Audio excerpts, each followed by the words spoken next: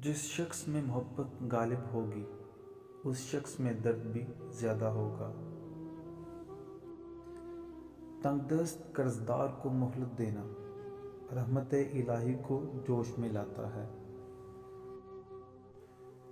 کلام میں نرمی اختیار کرو کیونکہ الفاظ کی نسبت لہجے کا اثر زیادہ ہوا کرتا ہے جو سیدھا دل پر ہوتا ہے۔ علم دین تو کتابوں سے آ جاتا ہے لیکن دین کا ذوق صرف اللہ والوں کو نصیب ہوتا ہے۔ جاہلوں کی صحبت سے پرہیز کرو، ایسا نہ ہو کہ وہ تجھے بھی بیوقوف اور جاہل بنا دیں۔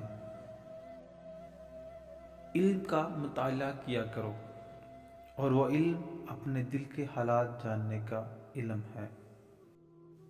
کچھ بننا چاہتے ہو تو ہمیشہ محنت کرو اور بڑوں کا احترام کرتے رہو۔ جب زبان اصلاح پذیر ہو جاتی ہے تو دل بھی صالح ہو جاتا ہے۔ گھر اور ماں وہ میراث ہے جو باپ سے حاصل ہو جاتی ہے اور دانشمند بیوی نعمت خداوندی ہے۔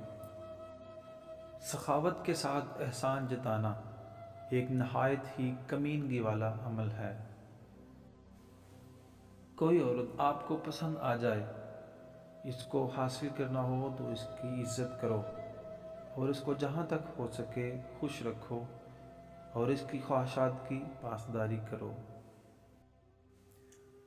مسکراہٹ کی مٹھاس شکر کی مٹھاس سے زیادہ بہتر ہے۔